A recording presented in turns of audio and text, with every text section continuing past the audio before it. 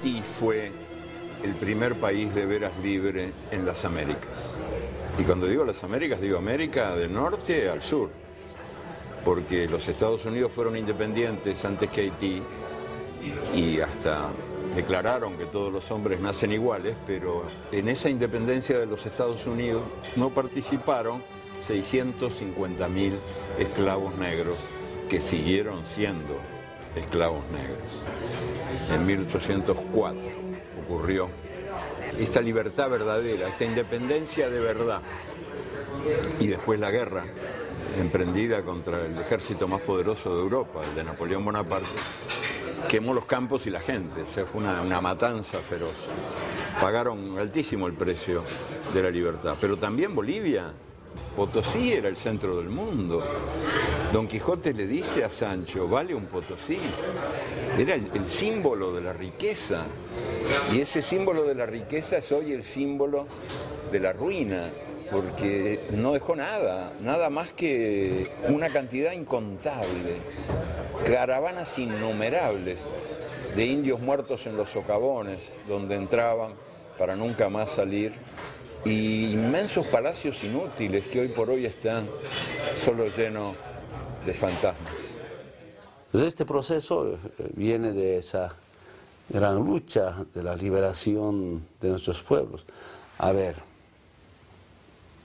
un grupo de criollos mestizos ya se cansaron de seguir enviando minerales, oro, plata a España.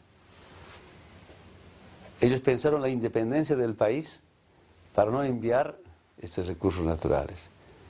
Mientras que nuestros hermanos, nuestros antepasados, lucharon por su independencia, por sus derechos, por sus recursos naturales. Cuando esta lucha del movimiento indígena por su independencia, por sus derechos, por su tierra y territorio, se consolidó, decían los mestizos, se sumaron a esta lucha, que nosotros pensamos totalmente diferente. Acá no se trata de discriminar a nadie, de marginar a nadie.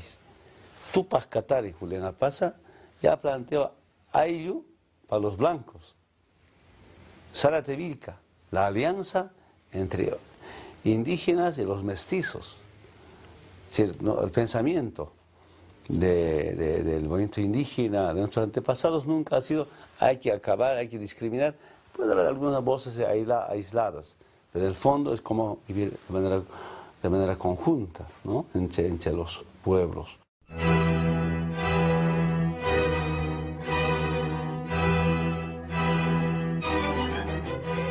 Decimos en México que ¿quién hizo la conquista? Los indios.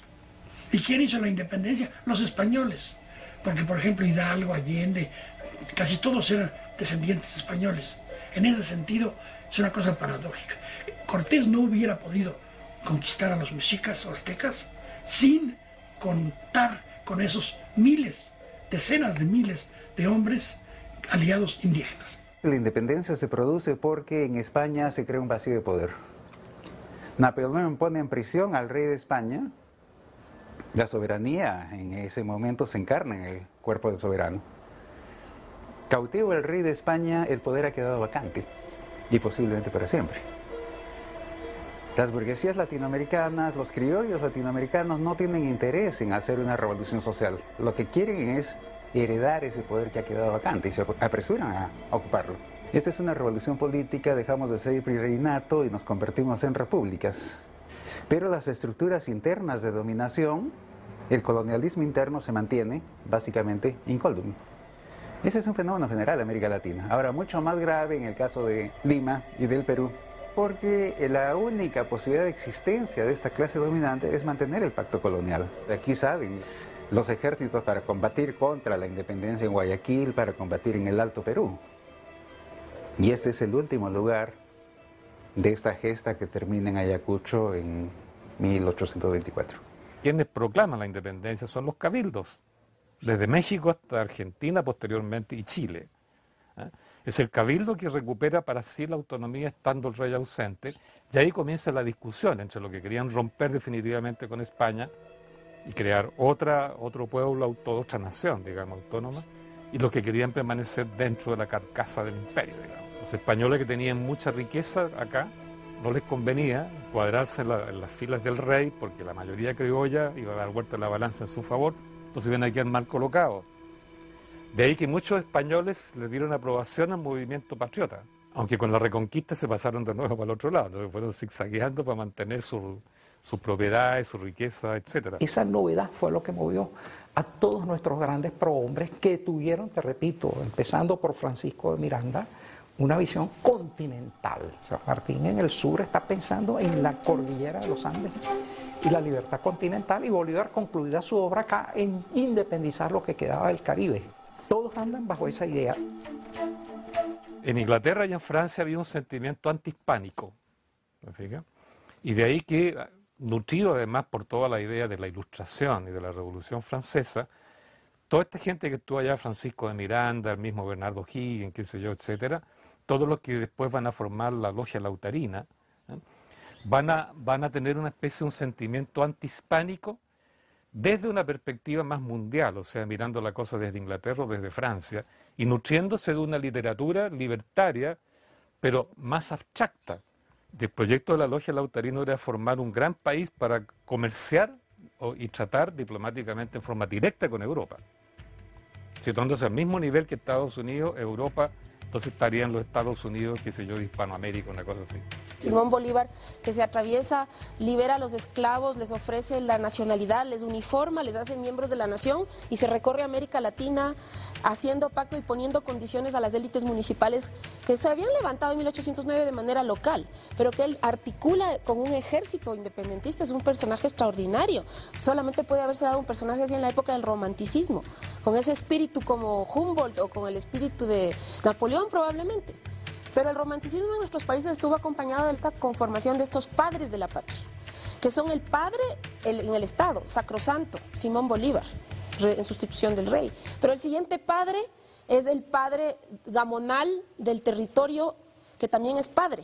O sea, si ustedes ven el dictador Blanco, por ejemplo, en Venezuela, es esa cosa de que los dictadores y los caudillos tienen esta personalidad, son el héroe militar, el gran retrato del padre severo y justo que está en la cabeza de la mesa, pero esa es la representación también de todas las figuras patriarcales que dominan durante el periodo.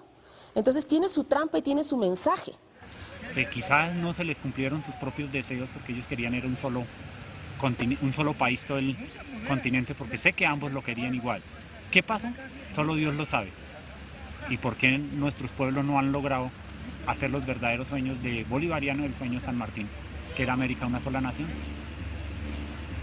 Más allá de las banderas y la oratoria y los monumentos, tenemos algo que celebrar, porque han sido 2 siglos muy difíciles en que las promesas que nos hicimos no las hemos cumplido en su mayor parte. Los héroes se fueron, los tratamos mal, los generales tomaron sus lugares y a 200 años de distancia aún tenemos un continente iberoamericano en un estado de desarrollo retrasado, con el 40% de la población viviendo en grados diferentes de miseria, con ancianos sin hospital, con niños sin escuela, con mujeres sin protección, con hombres sin trabajo, con una crisis urbana creciente. Entonces la primera pregunta es, ¿qué celebramos? ¿Qué tenemos derecho a celebrar? Hay que ir a las fuentes, hay que leer a San Martín, hay que leer a Sucre, hay que leer a Artigas, hay que leer a Bolívar. Después está la versión oficial y la tontería que se ha escrito sobre esto. El proceso revolucionario tuvo luces y tuvo sombras. Tuvo la energía de la revolución y al mismo tiempo la traición, ahí adentro. En 1810 comienza el proceso revolucionario argentino, pero recién en el 16 se va a declarar la independencia. San Martín está como loco como gobernador en Cuyo, armando un ejército de los Andes del cual Buenos Aires lo traiciona y lo boicotea y no le envía un peso. Te estoy hablando del inicio de 1815. Ya se ha producido la derrota de Napoleón en Waterloo, ya se ha producido la restauración monárquica, la Santa Alianza. Una expedición española al mando del almirante Morelos ha tomado Caracas y Cartagena. Bolívar está en retirada. Acá hubo traiciones desde el inicio. San Martín convocó en 1815, junio de 1815, a un cabildo abierto y dice, desde mañana todos cobramos la mitad. Esa otra mitad va para construir el ejército de los Andes. San Martín estaba trabajado así, como hermanado con O'Higgins. Entonces la proclama del ejército de los Andes, 1818, dice, seamos libres, lo demás no importa nada. Si no tenemos con qué vestirnos, andaremos en pelotas como nuestros hermanos los indios. La historia de Bolívar y la historia de San Martín es muy parecida en todo eso y la de Sucre. Digamos que los procesos revolucionarios de América Latina fueron una convulsión permanente a no idealizarlos. Había canallas, vendepatrias, traidores y había héroes, mujeres y hombres extraordinarios que dieron su vida por el sueño de una patria libre e integrada. El otro grande es Artigas, quizás el más avanzado de los pensadores de los libertadores, bajo el punto de vista social. Aquello está inacabado e inconcluso. Y en estos 200 años ha habido en cada uno de nuestros países momentos luminosos que retoman la revolución inconclusa. ¿Quién es Sucre? ¿Usted sabe quién es Sucre? Ay, es que leí también, pero ahorita no, porque quiero un guayoyo y tengo hambre, no he desayunado, no tengo salado, pero me acaba de decir que era ¿un grande qué? Un gran histórico y parte de libertador. Bueno. Por ahí va la cosa. Ellos nos dieron la libertad. Pero no nos dieron guayoyo. No podía, estaba libertando a la nación. Yo creo que en estos 200 años tú puedes distinguir tres etapas muy nítidas. La primera, la de la gesta de la independencia, en que estamos todos con todos. No tenemos nacionalidades claras. Nos parece normal un ejército libertador que viene de Argentina, pasa por Chile y que desde aquí entonces inventamos las 4 tablas para mandar unos barcos a Callao, ¿verdad? Y liberar Perú, tal como nos parece normal que desde el norte venga Bolívar avanzando, ¿verdad? Y el famoso y mítico encuentro de Guayaquil, Bolívar, San Martín, etc. Y qué decir lo que está ocurriendo en ese mismo momento, ¿verdad? En México y lo que está ocurriendo en el Caribe. Pasado eso, viene un periodo, una etapa larga, muy compleja de identidad nacional, en donde cada uno de nosotros corre a poner los límites, las fronteras. ¿Y por qué digo muy complejo? Porque lo que pudo haber sido una gesta unitaria, como los Estados Unidos de Sudamérica, no ocurrió. Se tendió a reproducir los límites administrativos que España había establecido en los dominios americanos, ¿verdad? Y eso explica entonces el tamaño de Brasil, en donde había un solo dominio de la corona portuguesa en Brasil. No había divisiones al interior de Brasil. À medida que Napoleão invade a Península Ibérica no início de 1808, ele faz de Fernando VII, então rei, prisioneiro. Ao passo que Dom João VI já tinha um projeto muito antigo de ir para o Brasil e fundar um poderoso império, onde pudesse manter os vínculos com a Europa, com Portugal europeu, com a África e com a Ásia. Então isso faz toda a diferença. Mas, à medida que não há um rei, um núcleo central de poder, se inicia um movimento, ou vários movimentos, como aqui em Quito, em 1809, no sentido de retomar a soberania que antes era do rei e que agora passa a ser de los pueblos, dos povos. No Brasil isso não vai ocorrer, porque o rei ele está vivo, ele está presente, ele está agora exilado, é verdade, mas esse exílio é transmutado, é transvestido de um ato heróico, de um ato forte, de um rei que atravessou, teve a coragem de atravessar todo o Atlântico e fundar um novo império no novo mundo.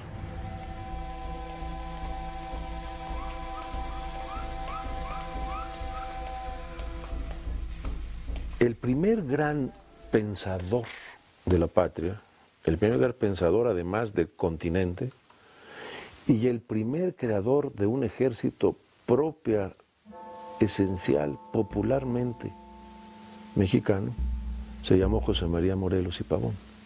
Y llevó a México a la cumbre más alta en términos militares, políticos y en su primera formulación constitucional.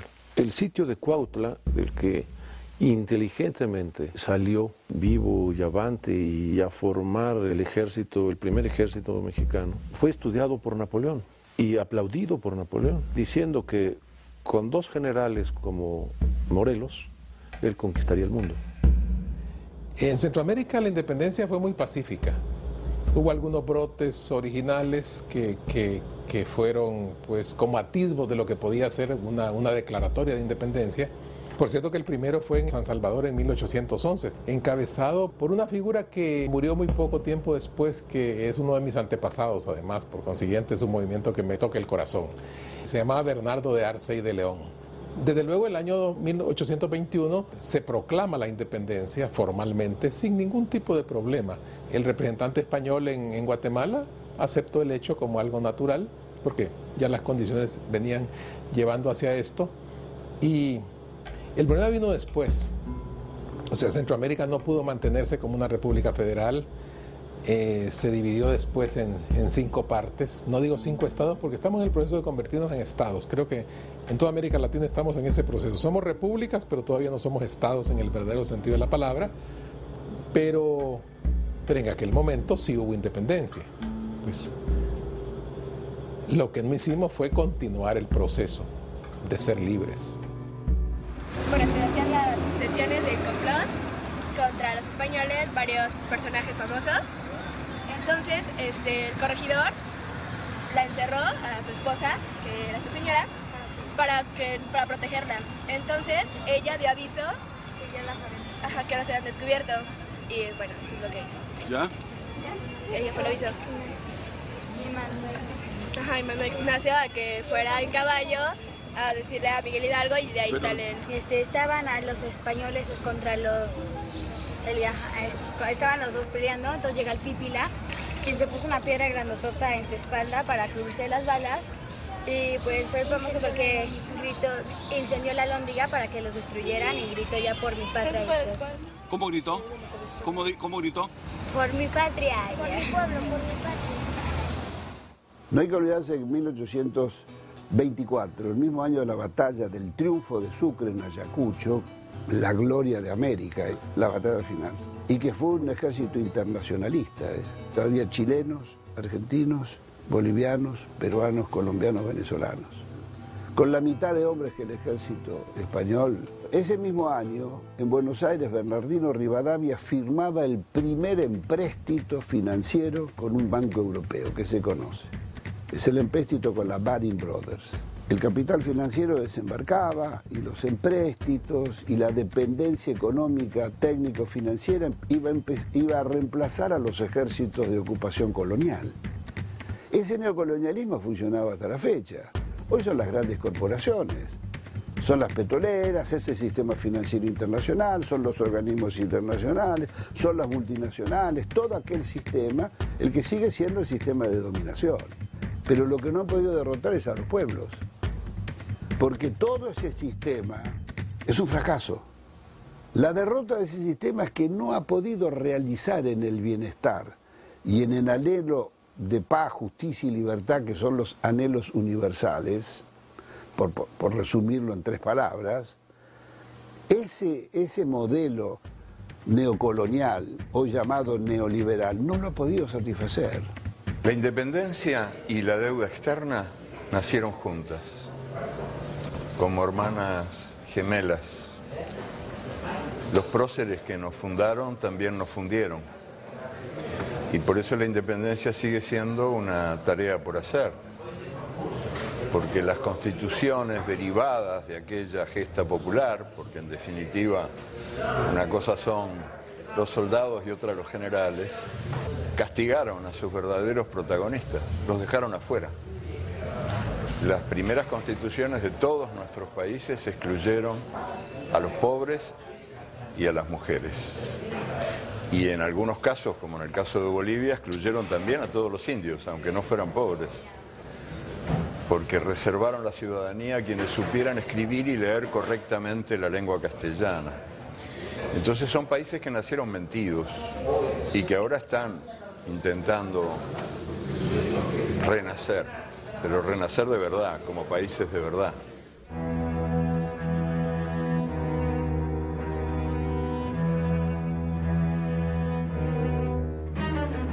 En la historia de América Latina y especialmente en los países andinos, pero también en el Caribe, de hecho, tú ves que la fundación de los estados, tal vez con incluso el de Haití, que era el que más prometía, era la emancipación de los esclavos, el primer estado negro, lo que produce es una especie de era oscura, que algunos autores en los años 70 llamaron el verdadero feudalismo latinoamericano, porque es la construcción de la gran hacienda, del gran latifundio exportador en el Caribe y en las costas, y de la hacienda serrana dominada exclusivamente por la aristocracia, que además está a cargo del Estado.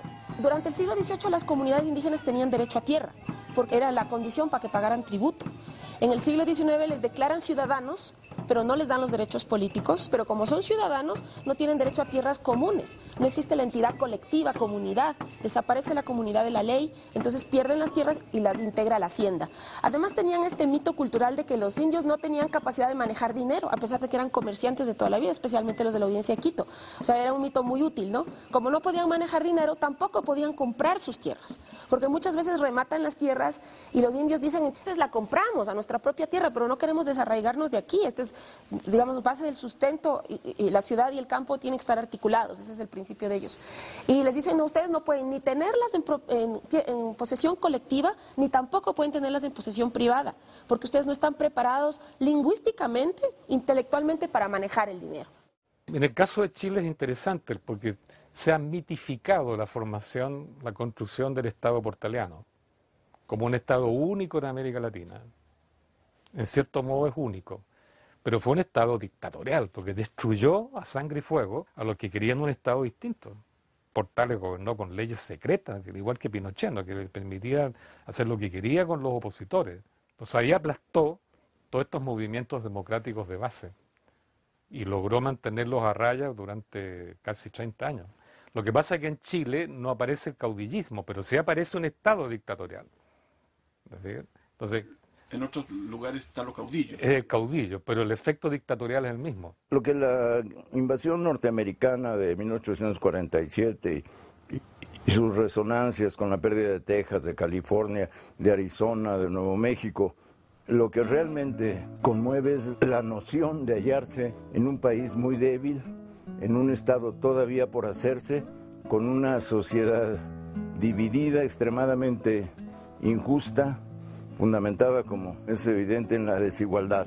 Lo que conmueve es la noción de la pobreza. Se vive una escasez en el sentido más drástico y de eso solo se puede recuperar el país lentamente y a través de ejercicios de la inteligencia, la audacia y el valor como el que promueve Juárez.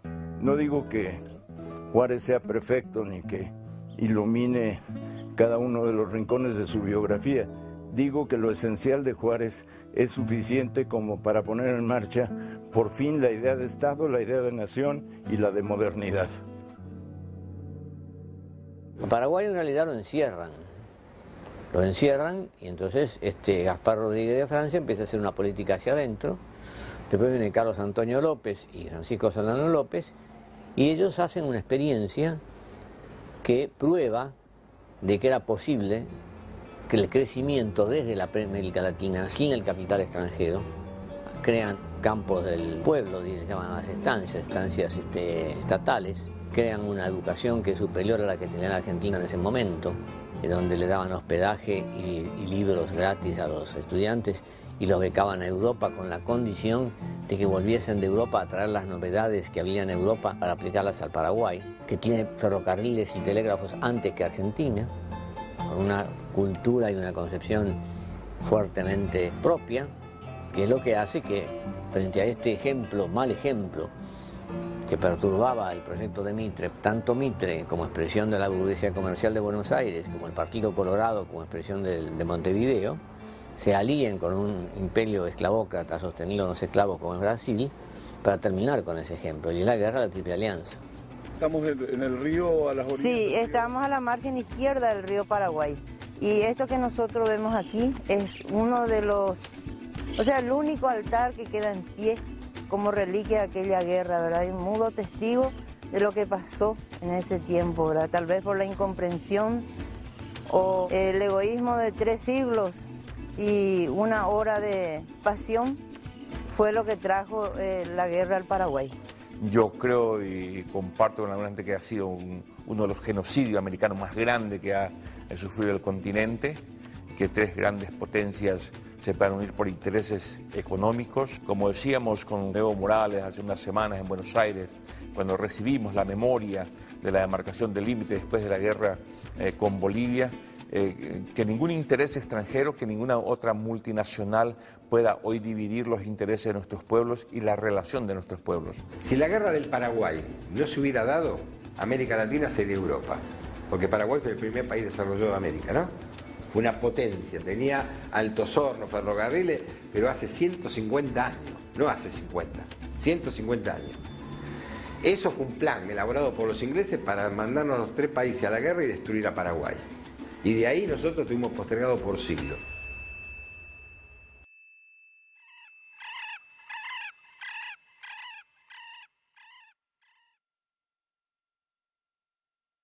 Es un hecho ya absolutamente verificado, ¿no?, de que la penetración económica de parte de Inglaterra, Francia y Alemania a través de las grandes compañías comerciales que ellos tuvieron en América Latina fue extraordinariamente profunda, a tal punto de que la modernización de estos países, particularmente Chile, Argentina, Brasil, se debió a la modernización introducida desde dentro del país por estos capitales extranjeros, por esta empresa extranjera. Que ellos pasan a controlar todo lo importante, económicamente importante, ¿no? Entonces, como quien dice, aparece una burguesía industrial, modernista, comercial, industrial, qué sé yo, extranjera, pero radicada dentro del país. Entonces, las oligarquías nacionales, claro, juegan un rol también, son dueñas de los medios de producción, dueñas de las haciendas, qué sé yo, pero secundario, porque el control está en manos extranjeras. Entonces, ¿qué es lo que pasa? Que el salitre viene a ser una oportunidad espectacular que se presenta por los años 70 y tanto, porque era un yacimiento único en el mundo, y por tanto era un monopolio mundial de un producto que era vital para la agricultura y después vital para la guerra. Ahí se fabricaba la pólvora. Y la explotación comienzan a hacerlo los ingleses con algunos capitales chilenos, y no los bolivianos que no estaban en condiciones de hacerlo, y los peruanos que estaban más preocupados de producir guano en la época, que también era un fertilizante, que de producir salitre. Uno primero, más importante que el salitre, que el guano, es la geopolítica de América Latina. Tenemos 2 naciones ricas en recursos, Bolivia y Perú, que no tienen burguesías nacionales con un proyecto nacional que pueda permitir explotar esas riquezas. Chile es un país enormemente cohesionado, que tiene una burguesía nacional con un proyecto muy claro, que no tiene recursos. Por deriva natural empieza a penetrar en el litoral boliviano. Cuando la Armada chilena ocupa Antofagasta el 14 de febrero de 1879, es recibida en triunfo. ¿Por qué? Porque el 80% de la población es chilena. Este territorio ha sido conquistado económica y demográficamente antes de que el primer soldado chileno baje en el puerto. ¿Cuál es la situación en el Perú mientras tanto? Entre 1821 y 1872, sin excepción, todos los presidentes son militares. La duración promedio de un presidente es un semestre. Y Bolivia es aún peor. Y entonces tienes países hundidos en una crisis crónica frente a un país que se ha articulado y se ha construido como nación muy tempranamente. Y a los pocos años de que Chile se ha apoderado del puerto de Antofagasta, Aniceto Arce comienza la construcción de un ferrocarril que una el puerto recién conquistado por Chile con su mina Huanchaca, la mina más importante de Bolivia. Lo que quiero decir es que a la fracción minera boliviana le resulta sacrificable el litoral en función de sus propios intereses. Ahí había unos cuantos soldados, pero no había capital boliviano que estuviera ahí. Entonces, esa ha sido una de las razones, ¿no? No tienen un solo barco, depende de los barcos peruanos. Prácticamente en 2 meses el ejército chileno ocupa todo Atacama y entonces había muchísima diferencia militar para poder retomar toda esa región. Y era una región que estaba muy lejana porque había que cruzar todo el desierto para llegar al borde del mar, digamos, ¿no? Entonces la guerra del Pacífico para mí claramente es un conflicto que plantean los grandes intereses comerciales y capitalistas ingleses, franceses, alemanes, unidos, un poquito capitales chilenos pero pequeños, pero sobre todo un Estado chileno que estaba muy dispuesto a dar toda clase de garantías y que ya lo había demostrado desde que se firmó el Tratado de Libre Comercio con Estados Unidos, el 32, época de Portales, y después el 54 con Inglaterra. En sociedades en que hay tan poco en común entre los habitantes, el nacionalismo surge como nacionalismo negativo. En ausencia de características comunes que creen una comunidad, es el enemigo exterior el que construye la identidad. Somos peruanos en tanto tenemos un enemigo que es Chile, que ha invadido. Es el enemigo común el que nos hace peruanos. Y por eso te digo que la guerra con Chile es más importante para el Perú, para definir la conciencia nacional, que la independencia.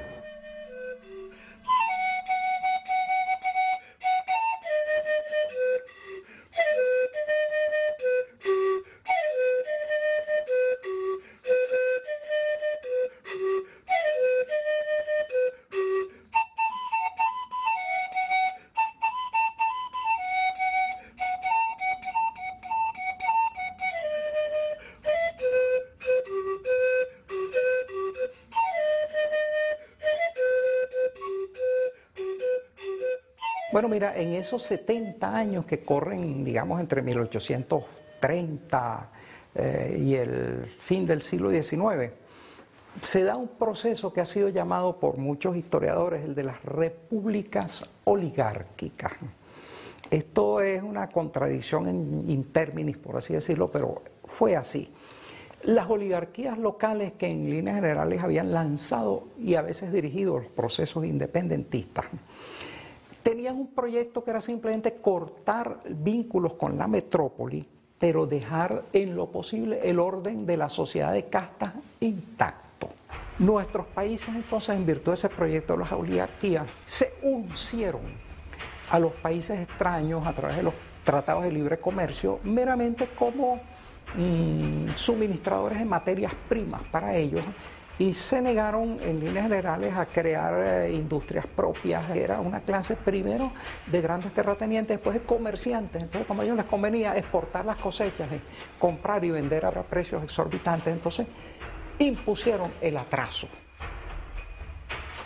La constante de nuestras constituciones durante casi toda la mitad del siglo XIX fue el sufragio censitario. ¿Qué significa eso? Solo podía votar una parte insignificante de la población, que era la que tenía cierto nivel de propiedad o de renta. Fíjate, era una república de propietarios. La independencia como proyecto inconcluso que en líneas generales no llegó a lo social y económico, dejó una serie de agendas pendientes. Después de haber dependido tanto de Inglaterra, estábamos dependiendo de los Estados Unidos y la United Fruit Company regenteando sus grandes extensiones bananeras en Guatemala, en Costa Rica y en Honduras sobre todo, y también en Nicaragua, en El Salvador jamás, aquí nunca hubo banano. Pues vino ese sobrenombre de República Bananera. O sea, yo lo ocupo como riéndome de nosotros mismos. O sea, a mí hasta gracia me causa. Yo sé que en otra parte no. Sí ha sido despectivo para nosotros, por supuesto, llamarnos República Bananera, porque nos consideran como repúblicas oscurantistas, dominadas por militares, atrasadas, indígenas, que no tuvieron con una cultura en niveles inferiores, en fin, todo eso, y sobre todo dependientes, de absolutamente dependientes.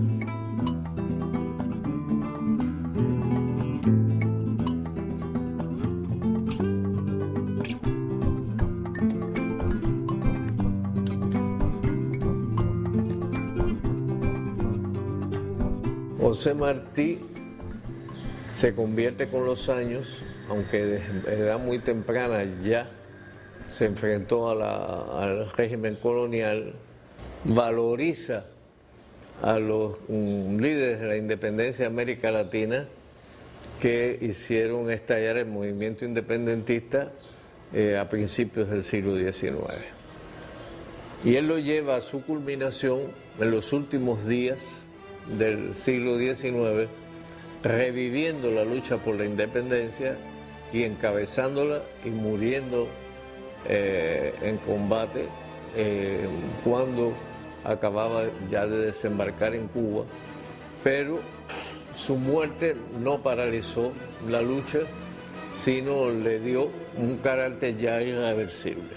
Simplemente hay que revisar la historia que nadie lee para encontrar a los presidentes de Estados Unidos considerando que Cuba era la fruta que tenía que madurar para caer en sus manos. Y en ese instante, a fines del siglo, aplicando su política de apoderarse de Cuba y aprovechando la debilidad del Imperio Español, que era máxima, intervino en la guerra de independencia, pero impusieron a la primera constituyente la enmienda Pla, que les permitía ocupar de nuevo a Cuba si sentían que era oportuno por circunstancias de turbación política. Y ocuparon la base naval de Guantánamo como una estación para su flota en el Caribe. Es decir, comenzó el estacionamiento de tropas del imperio. Por eso quisieron también Puerto Rico, en que todavía se lucha por sacar alguna de las bases, como nosotros, y en Filipinas.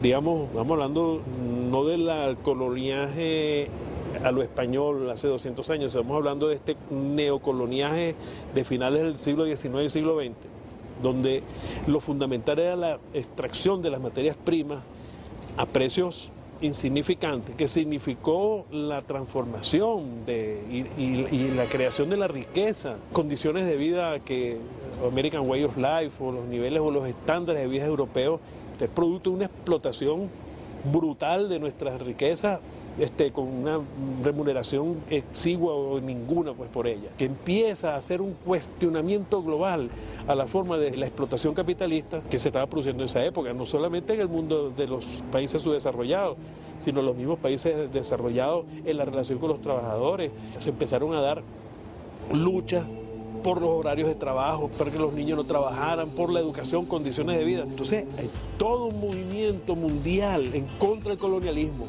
En todas partes comienza a despertar el movimiento de los trabajadores. Y aparece el sindicalismo, aparece el mutualismo, aparece el anarquismo, los partidos socialistas de resistencia, etcétera, etcétera. Los primeros movimientos agrarios, como en Bolivia o México, por supuesto, muy dominado en Chile, donde todo esto genera una situación de conflictividad y explosividad social, dentro de la cual explotan entonces estos hechos que tú mencionabas de la Revolución Mexicana, la Revolución Bolchevique, y eso genera, por tanto, una reflexión, comienza a desarrollarse un pensamiento político rebelde, revolucionario, que se nutre en parte de lo que viene de fuera y en parte de lo que viene de dentro.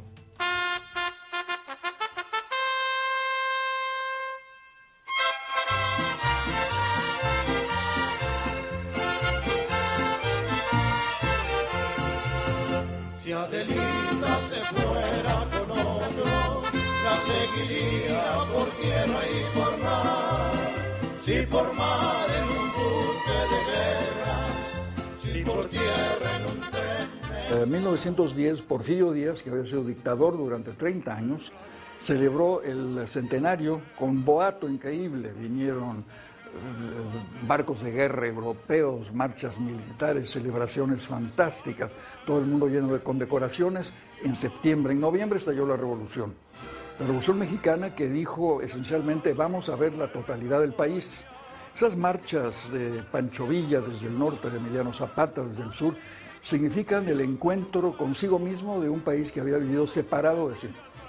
Entonces México se dio cuenta de lo que era México. Esta fue la gran virtud de la Revolución Mexicana, lo demuestra el arte mural, la literatura, la música, el cine, etc. Y culminó con la presidencia de Lázaro Cárdenas, que fue la distribución de la tierra, la reforma agraria, la expropiación de bienes nacionales y al mismo tiempo una política fiscal muy conservadora, manteniendo un equilibrio. Y luego pues vino lo que sabemos todos, que fueron 70 años de gobiernos del Partido Revolucionario Institucional, cuyo nombre es ya una paradoja. En fin, esa es una larga historia que demuestra que durante un largo periodo el país se comunicó, el país se educó, el país obtuvo una cultura propia importante, internacional. Obtuvimos muchas ganancias con la revolución, menos una, la democracia. La revolución no dio democracia, ahora es la hora de la democracia y es tiempo de ver hacia el pasado qué hemos hecho, qué nos falta por hacer. Este país es muy lindo y todo, pero los políticos siempre han malinterpretado todo y siempre se dejan engañar o se venden, más que nada se venden. Entonces, realmente, pues también la revolución como que todo lo hacemos a la mitad. Pero, ¿y la tierra volvió a los campesinos? Pues no a todos. Ahorita todavía, después de 100 años, seguimos teniendo el mismo problema. Zapata no es controvertido. ¿No? Villa sí. Villa era cruel, Villa era a momentos de un salvajismo notable, pero es un personaje único, representa distintos factores, por ejemplo, el anticlericalismo, que en Zapata no está. Zapata era muy, muy guadalupano. Villa es portavoz de un resentimiento que se transforma en los albores de una conciencia social. Zapata reivindica el trabajo como instrumento de posesión, como factor de posesión, y ese lo vuelve incontrovertible. Pero ambos tienen objetivos comunes en el cambio completo de la sociedad mexicana. Sí, pero son objetivos militares, que termine una dictadura, son objetivos sociales, que se disminuya o que se acabe la igualdad, y son vagos elementos jurídicos que no llegan a transformarse en un proyecto de constitución de la República, lo que sí efectúa su rival Venustiano Carranza.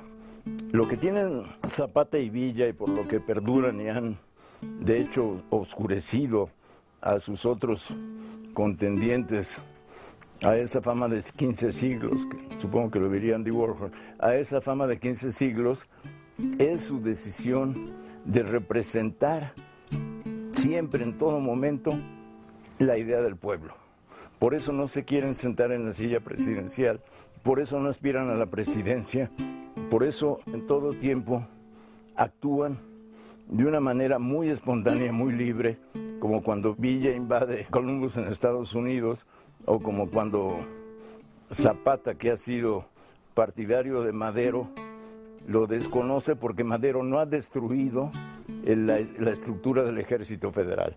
Ellos son, el término ahora, como dirían los neoliberales, es populista, pero ellos son siempre pueblo.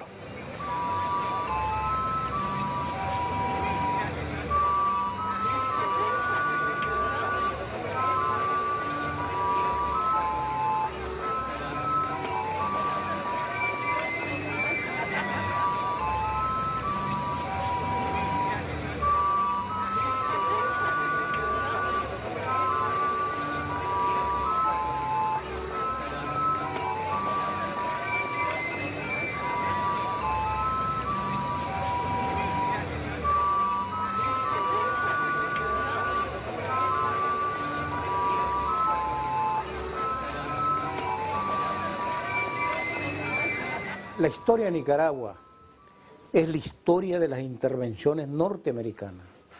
Diría yo que la parte central de la historia de nuestro país es la historia de su resistencia a esas intervenciones. Desde William Walker en 1856, donde la perspectiva de un canal interoceánico no era ajeno a esa invasión.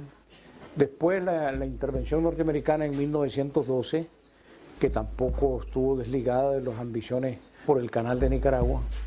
Y después la intervención de 1926, la primera dio origen a la resistencia de Benjamín Celedón y la segunda a la resistencia de Sandino. Todas estas intervenciones marcaron el espíritu de rebeldía del pueblo de Nicaragua, pero todo Centroamérica se unificó alrededor de Nicaragua para combatir a William Walker y derrotarlo. Y posteriormente, cuando Sandino, hubo una enorme solidaridad de los pueblos centroamericanos y de América Latina, pero en particular de los pueblos centroamericanos. Y en otro instante, en la lucha del Frente Sandinista, también hubo una sustantiva solidaridad de todos los centroamericanos y de toda América Latina también en nuestra lucha contra la dictadura de Somoza.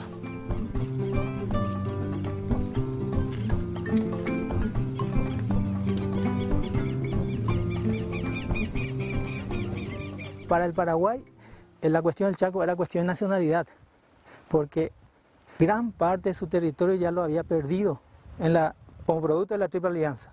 Gran pedazo con Brasil, otro gran pedazo con Argentina, y perder el Chaco sería, el Paraguay quería reducido a una pequeña porción, y ahí estaba el Estado brasilero, estaba la Confederación Argentina que hace rato quería anexar al Paraguay. O sea, defender el Chaco era cuestión de nacionalidad para el Paraguay, no solo de límites. Estamos en el Fortín Boquerón, un sitio histórico en donde se desarrolló la primera batalla de la Guerra del Chaco, una guerra librada entre Paraguay y Bolivia de 1932 al 35. Cuando Bolivia pierde su litoral, los puertos que tenía sobre el Pacífico, empieza a mirar hacia el Chaco, a reabrir los viejos reclamos que tenía sobre el Chaco, y eso aprovechó la Standard Oil Company de la familia Rockefeller y patrocinó o llevó a Bolivia a enfrentarse al Paraguay. Entonces Bolivia obtendría el territorio que era su reclamo y esa empresa es lo que hay abajo. Eso lo denunció un senador norteamericano en el Senado americano el 30 de mayo del 34, el senador Long, Way Long, acusando a esta empresa de ser la culpable de esa guerra y defendiendo la causa paraguaya, porque en ese tiempo el Paraguay fue acusada de país agresor. 3 meses después de su acusación, lo matan en la vía pública. Todos creen que por esa acusación. En algunos casos, como la Guerra del Chaco, es un conflicto donde hay una fuerte injerencia de transnacionales petroleras que, digamos, fomentan la confrontación bélica entre los dos países. Pero hay otros casos donde los conflictos o las guerras entre países tienen que ver con estrategias geopolíticas de las clases dominantes en cada país que no necesariamente están respondiendo a intereses más globales, sino a su propia visión de cómo expandir su territorio y construir un Estado, controlar recursos en términos de la construcción de su propio Estado nacional, ¿no? Por ejemplo, Brasil también se ha apropiado de parte del territorio boliviano, hemos perdido otra parte, por ejemplo, con el Perú, y no necesariamente por conflictos que tengan que ver con intervención de intereses más transnacionales, por así decir.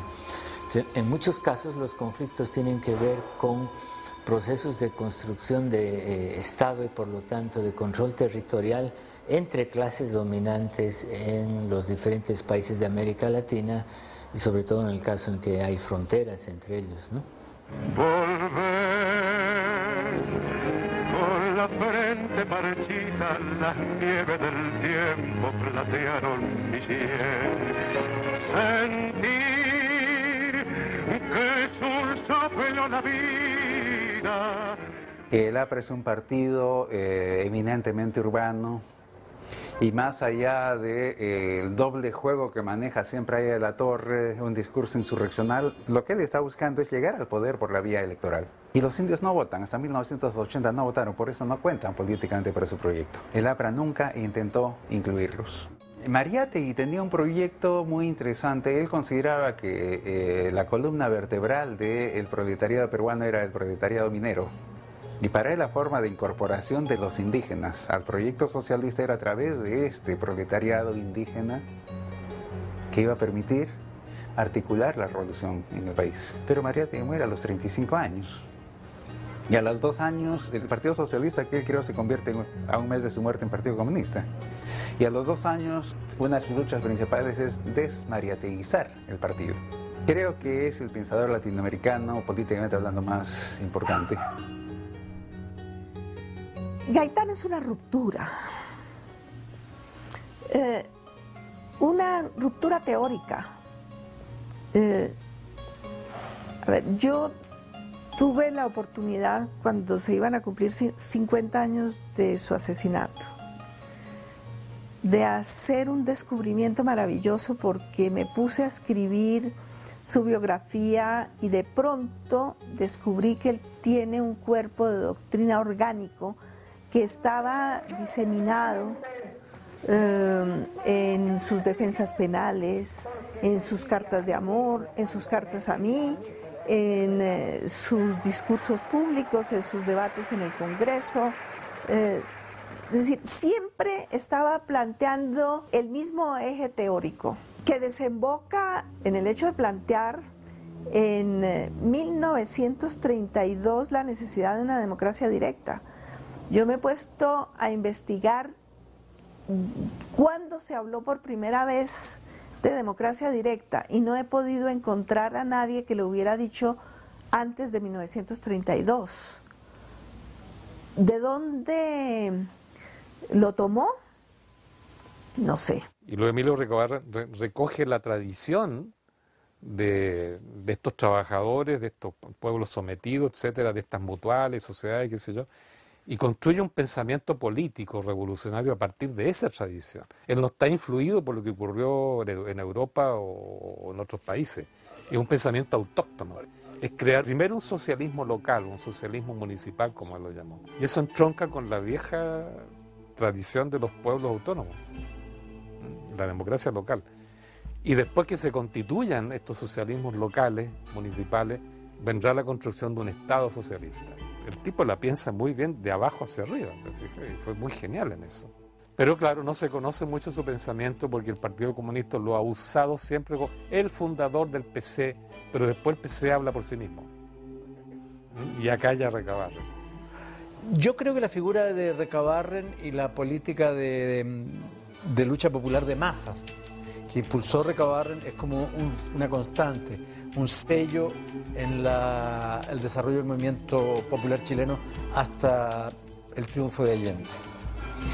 Eso genera una fuerza muy importante que se identifica con el Partido Comunista en Chile y que está en el corazón mismo de la gestación del Frente Popular en los años 30, que se inspira en los acuerdos de la Internacional Comunista, en que Jorge Dimitrov elabora, un dirigente búlgaro, elabora la tesis del Frente Popular para enfrentar al fascismo. Recordemos que ya está Mussolini en Italia, Hitler en Alemania está por ganar las elecciones, cuando se genera esta tesis del Frente Popular. Nosotros tuvimos conciencia que el Frente Popular indiscutiblemente fue un gran avance, porque fue la incorporación de la clase media al ejercicio del poder, porque se organizó la clase obrera en la Central Única de Trabajadores. Pero al mismo tiempo comprendimos perfectamente bien que la dependencia económica implicaba el sometimiento político.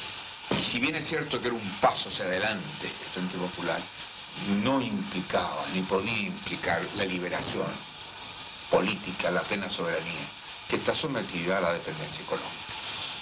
Nosotros conscientemente actuamos en el Frente Popular como una etapa, pero indiscutiblemente cada vez veíamos que los problemas de fondo no podían solucionarse. ¿Y por qué no podían solucionarse? Porque nuestras riquezas esenciales están en manos del capital extranjero. Y allí entonces que esa experiencia vivida fortificó nuestra convicción de que la lucha esencial en los países en vías de desarrollo es la lucha antiimperialista. Una memoria que está muy oscurecida en toda esta historia es la memoria del siglo XX, ¿no? Que es la memoria de, si tú ves un juicio histórico de 1940, por decir que había un gobierno de izquierda en el Ecuador y todo este proyecto de sustitución de importaciones porque estaba en plena guerra mundial Europa. Aquí había un proceso de movilización social muy importante en la década del 40. Había sindicatos agrarios, había comunidades indígenas reconocidas por el Estado, había sindicatos industriales y había unos partidos socialista y comunista que no eran tan fuertes como partidos, pero era la clase media interesada en reformar el Estado y logran hacer una alianza. En ese momento, si tú abres un juicio por tierras, encuentras que que los conflictos vienen de 1830. Son indios que en 1930 están diciendo en 1830 me quitaron esta tierra, con estos mojones, a mi bisabuelo que se llamaba así. Y yo ahora le pido al Estado Nacional que me la devuelva para poder ser ciudadano de la nación y contribuir al mercado y apoyar el Estado. Entonces son conflictos que quedan abiertos, no es ficción de los historiadores. Los conflictos están abiertos durante 200 años y se avanza en eso. Entonces hay soluciones fáciles y hay soluciones que requieren una memoria del conflicto. O sea, requieren reconocer que ha habido trauma, que en todas estas fundaciones ha habido violencia y que también ha habido expectativas no resueltas que la gente vuelve y abre 50 años después, 30 años después. Hace poco tiempo, esta Plaza de Mayo ha sido testigo de una infamia más de los enemigos del pueblo. Y de justicia de las masas trabajadoras, los seguirá contra la opresión de los traidores de dentro y de fuera, porque yo quiero que mi pueblo sepa. Yo creo que Perón es sobre todo un pragmático. Difusamente él tenía la idea que trae de Italia de que es la hora de las masas, es la hora en que los pueblos van a gobernar. Él llega a decir en el colegio militar, por ejemplo, que la Revolución Francesa significó el triunfo de las burguesías, la Revolución Rusa significó el triunfo de los trabajadores y que estamos en presencia de la hora de los pueblos. Él resulta ser un hombre del ejército, que es uno de esos nuevos factores que quiere expresarse. Resulta ser el hombre de estos empresarios nuevos. Por ejemplo, acá cerca estaba Miranda. Miranda fue un poco el hombre que manejó la economía al principio de la época de Perón. Miranda hacía envases de hojalata para darnos en almíbar, conservas, ¿no? No podía ir a competir al mercado mundial. Y comprendía un poco al viejo estilo de Ford, del norteamericano, que debía haber una cierta demanda interna para poder vender sus productos. Y una clase trabajadora que hace una experiencia importante a través de algunas medidas, como por ejemplo la retención sindical obligatoria que hace Perón, por el cual, cuando se le paga el sueldo, el 1% se le retiene y va al sindicato. Esta es una medida que da lugar a que de 200.000 afiliados, en poco tiempo los sindicatos pasen a tener 2 millones. Y empieza a hacer un equilibrio, porque él está expresando a sectores de empresariado nacional, que no llegan a ser una burguesía nacional porque tampoco son muy conscientes de eso, a sectores de trabajadores a través de la CGT y a sectores industrialistas del ejército, y forma un frente nacional que llega al poder. En realidad lo que estaba haciendo el gobierno de Perón es quebrar las ligazones con el imperialismo británico. Perón va cortando todo esto, haciendo una política de nacionalización de los servicios públicos. Pero Estados Unidos, que comprende que Inglaterra está en decadencia, pretende reemplazar a Inglaterra en la dominación sobre la Argentina.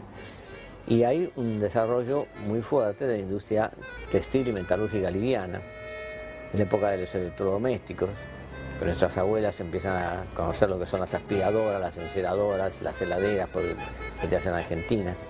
Mirá, la Argentina en el año 50 tenía un desarrollo tecnológico avanzadísimo. Estábamos entre los países más avanzados del mundo. Hacíamos aviones a reacción, todo lo que era material ferroviario, desde locomotoras, barcos, producíamos coches propios. Avellaneda, el barrio donde yo nací, era considerado la capital industrial de América Latina. Hoy es una ruina total, no existe más. Existen empresas chicas, todo eso. Ahí estaban los frigoríficos, la acería. Estaba todo concentrado en ese barrio, en esa ciudad, en una sociedad de 500.000 habitantes hoy. Ahí se llamaba el corazón industrial de América Latina. Nosotros desarrollamos energía nuclear, era un país desarrollado. Ese país se perdió, no quedó nada. Hoy es un país subdesarrollado que todavía... ¿Quién se lo perdió? ¿Quién se lo mostró? ¿Qué pasó? Bueno, primero de todo que todas las políticas que se llevaron a cabo después de la caída del peronismo en la Argentina, salvo con Frondizi, que fue desarrollista, pero en general la tendencia con golpe de Estado en el medio fueron todos ultraliberales. Apertura de la economía... ¿Encadenado con potencias extranjeras? Vinculado totalmente. La Argentina estuvo vinculado históricamente a grandes potencias, porque todo el desarrollo cárnico de la Argentina estaba vinculado a las empresas inglesas. Más los puertos, todos los frigoríficos estaban al lado de los puertos, los barcos Inglaterra. Ellos eran los dueños de la vaca. Nosotros éramos los que la teníamos, pero ellos eran los que la comían, ¿no? Pero después viene la dictadura, el golpe del peronismo, y empieza la decadencia de la Argentina, que hasta el 70, que la dictadura militar neofascista, o sea, la dictadura brutal que tuvo la Argentina, hizo estragos. Y desaparecieron miles y miles de empresas.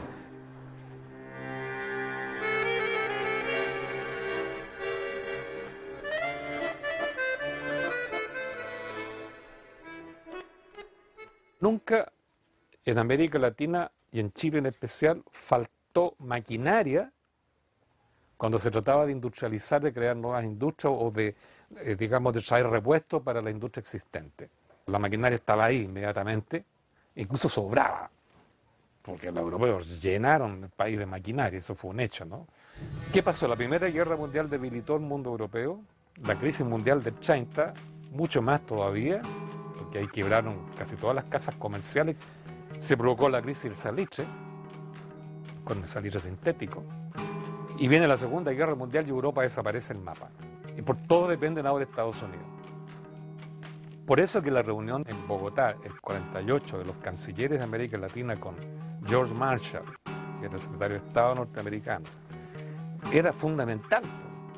Todos querían planes de desarrollo y necesitaban maquinaria y por tanto ayuda norteamericana, préstamo para comprar maquinaria y continuar la industrialización. Y es el momento en que Estados Unidos dice no. ¿Te fijas? No podemos porque tenemos que reconstruir Europa frente al oso soviético, que era la otra amenaza que venía por el este. Somos los líderes mundiales, nuestra responsabilidad es esta. Si ustedes quieren desarrollarse, imiten a lo que hizo Estados Unidos en el siglo XIX o XVIII. O sea, rásquense con sus uñas. Ayuda no habrá. Un plan Marshall para América Latina no habrá. Ayuda para Europa, pero no para América Latina. A mi papá lo mataron en plena conferencia panamericana organizada por el general Marshall. Marshall fue la persona que se encargó en la posguerra de frenar el avance del comunismo y para eso hizo el plan Marshall para Europa, para impedir el triunfo de los comunistas en Italia y en Grecia. Pero en América Latina reunió la conferencia panamericana, la promovió, la financió para organizar la OEA, que ha cumplido su papel extraordinariamente acorde con sus orígenes. Entonces, cuando uno ve las actas anteriores al 9 de abril de esa conferencia panamericana, ve uno qué tan reacios están. Pero mi papá había dicho que si a él lo mataban, el país se volcaba. Y que por eso él no temía que la oligarquía lo matara, porque la oligarquía no se iba a jugar semejante trauma. Pero a Marshall le convenía, porque inmediatamente matan a mi papá, gritan, son los comunistas. Se reúnen entonces, unos días después, en el Gimnasio Moderno, para continuar la conferencia, crean la OEA. Es decir, la fecha es escogida en la conferencia panamericana. Tengo, por ejemplo, la certeza de que Marshall, junto con la CIA y el agente que confesó, John Merkles Espíritu, confesó que había venido a Bogotá a matar a mi papá y contó cosas que solo mi mamá y yo sabíamos, de manera que no puede haber mentido. Y entonces la gente se va al monte y comienzan a perseguirlos. Y en esa persecución se van conformando las guerrillas y se van formando también las mafias, porque en Colombia no hay espacio para quien quiera hacer dinero y no haga parte de la oligarquía. Tanto para hacer política como para hacer dinero, la única manera de lograrlo era en la subversión. Y entonces la oligarquía organiza a su vez los paramilitares, ¿no es cierto?, para caminar dentro del espacio de la subversión que se les está volviendo a un momento dado muy complicado. ¡Campienza! ¿Qué te pica, pasita? No levantes la voz. Ya la volví a acostar, ¿qué quieres? Todavía no puedes entrar. Es que no puedo entrar y ya estoy aquí adentro. Salte, por lo que más quieras. Pero si lo que más quiero eres tú y el pollo, mi vida, ¿cómo me voy a salir? ¿O que se salga el pollo conmigo? En el 54 la caída de Arbenz es el resultado directo de la intervención de la CIA. Esta política que Norteamérica aplicó en el Caribe venía de su experiencia en el sudeste asiático, en Filipinas, en donde intervino, se quedó y la hizo una colonia. Lo mismo hizo con Haití, lo mismo hizo con República Dominicana, en Nicaragua, Puerto Rico, y quiso hacerlo con Cuba. De modo que lo de Guatemala fue más bien continuación de una tradición de intervenciones militares. El anticomunismo era la doctrina que permeaba todas las actitudes políticas de la derecha, de modo que intervenir en Guatemala fue parte de ese proceso de la Guerra Fría. Eso tiene alguna diferencia con lo que hubo en Nicaragua, que fue más por razones estratégico-militares. En el caso de Guatemala es que Estados Unidos creyó que la democracia y los proyectos de independencia económica no eran aceptables en un periodo en que la Guerra Fría empezaba frente a la Unión Soviética. No es que Estados Unidos se haga cargo de América Latina, no se hizo cargo de América Latina. Entre el 48, Conferencia de Bogotá, hasta la Alianza para el Progreso.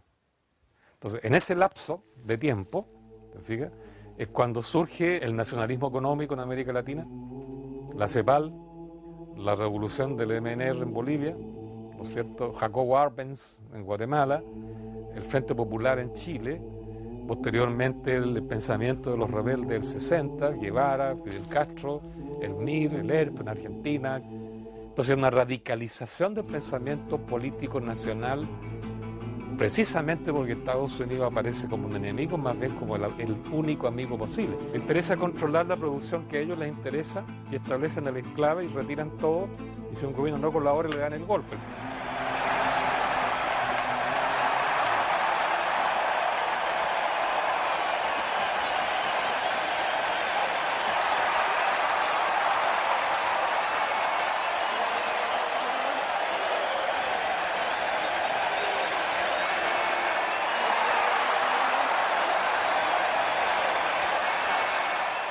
En 1947, pero para no extenderme no voy a contar esto largamente, fue la primera vez que Fidel me propuso encontrar una forma, y ya la tenía planeada, de conquistar el poder no en la FEU, sino en el país. Es decir, organizar una gran manifestación. ¿Y te propone que tú participes de...? Sí, claro, me propone que yo participe. Yo era un líder estudiantil decisivo en la universidad. Estamos hablando de muchachos, no estamos hablando de personalidades políticas como se puede ver hoy a Fidel, una personalidad ya con un lugar en la historia. Éramos dos muchachitos. Cuando él te propone eso, ¿tú accedes? O sea, ¿te parece...? Pero claro que me incorporo enseguida, éramos unos locos. Éramos unos muchachos locos. Y además decididos y que no sabíamos ni lo que era la vida. Pero ¿te parece, sin embargo, absolutamente posible de cambiar el objetivo? Todo nos parecía posible. Y todos los riesgos nos parecían que no eran riesgos.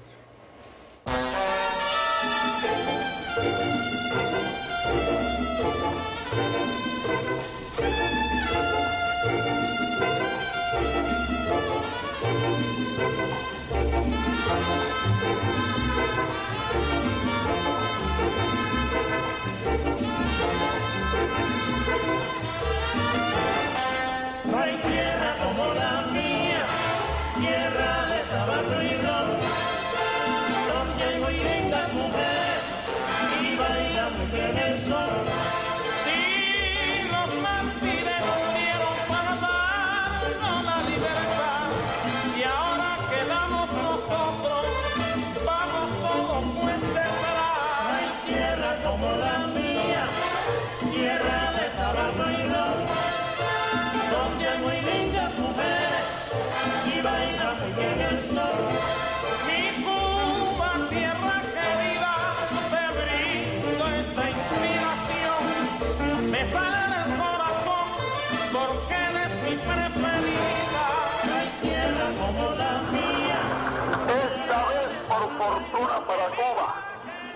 la revolución llegará de verdad al poder. No será como el 95, que vinieron los americanos y se hicieron dueños de esto. No será como en el 33, que cuando el pueblo empezó a creer que una revolución se estaba haciendo, vino el señor Batista, traicionó la revolución, se apoderó del poder e instauró una dictadura por 11 años. No será como en el 44, año en que las multitudes se enardecieron creyendo que al fin el pueblo había llegado al poder, y los que llegaron al poder fueron los ladrones. Ni ladrones, ni traidores, ni intervencionistas. Esta vez sí que es la revolución. Cuando Fidel llega viniendo de la región oriental, viniendo hasta La Habana, cuando llega a Matanzas, encuentra allí a su hermana mayor, a Lidia, que era muy amiga mía también, y le pide que me localice a toda costa y que nos ponga en contacto. Entonces él llega a La Habana, está en La Habana Libre, invierte en unos pisos de allí en Cuartel General. La Habana Libre es el hotel antiguo Hilton, y nos encontramos y Fidel me dice: no puedes pensar en cine, este es el momento de ayudarle. Bueno, tienes una tarea ahora, tienes que organizar el grupo que va a preparar la reforma agraria, que era uno de los grandes objetivos de la revolución. Y va a ser con el Che, con Vilma y con Núñez Jiménez. Entonces me convertí en el organizador de ese grupo que dirigía él, desde luego. Y esa es la forma en que conozco a Che.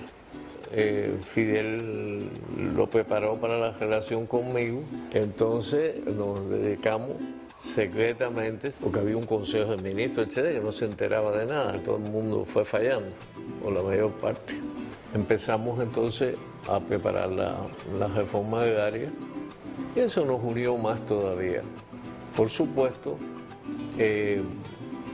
Fidel deshacía todo lo que hacíamos y lo rehacía y lo volvíamos a deshacer y a rehacer y a deshacer, etcétera. Así nos pasamos un tiempo hasta que en mayo declaramos la reforma agraria, pero ya sabiendo Fidel que esas cosas me las dijo en su tiempo, que nos las jugábamos con los americanos.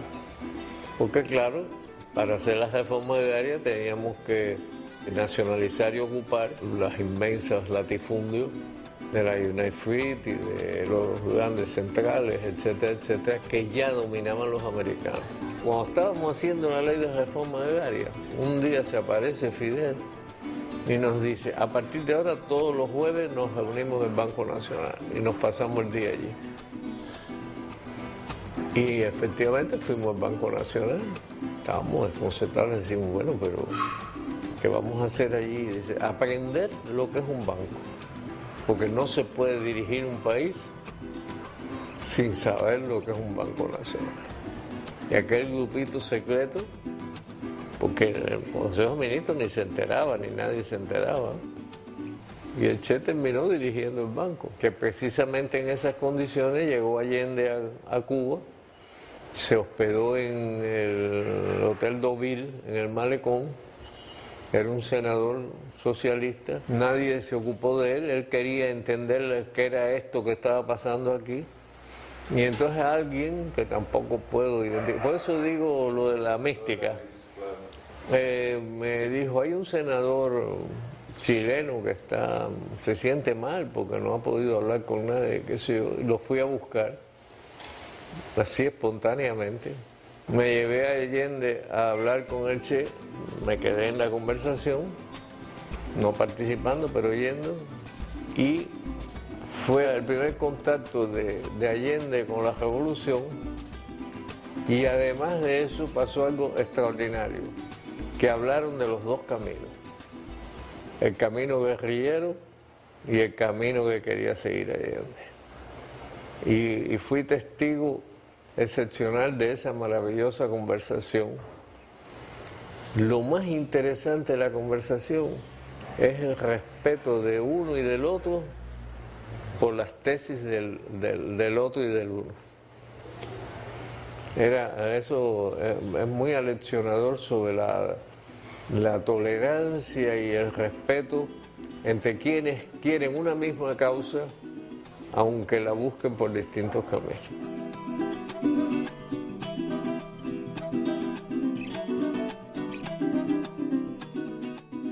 Las dos primeras candidaturas de Allende, 52 y 58, son candidaturas marcadas por una anatómica frente populista, heredera del 38.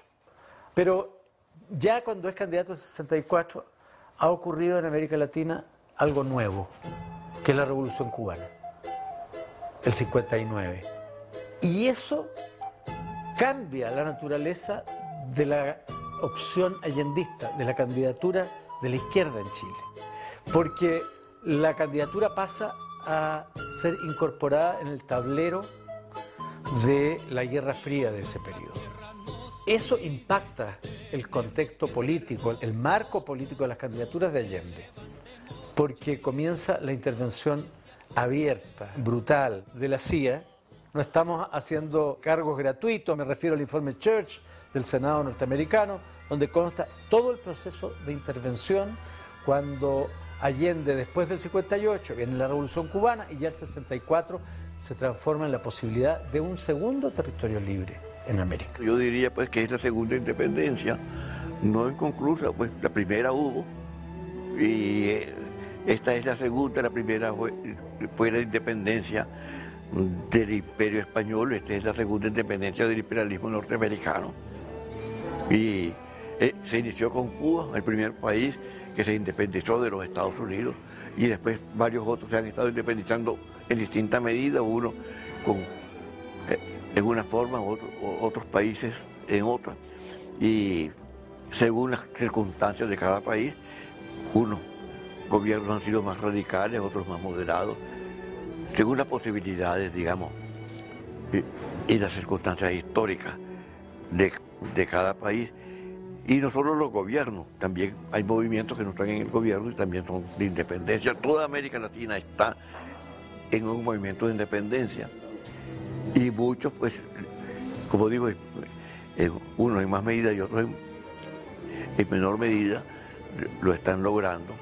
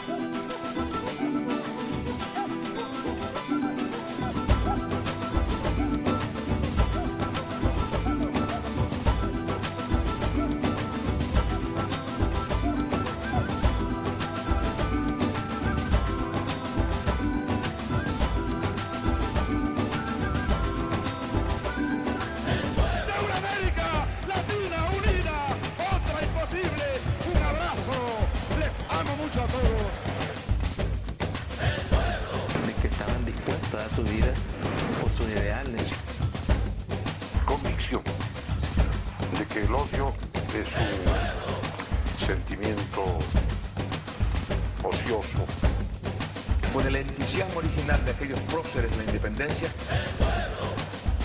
el espíritu de rebeldía, de la lucha, de la liberación de nuestros pueblos. Hay que ir a la fuente.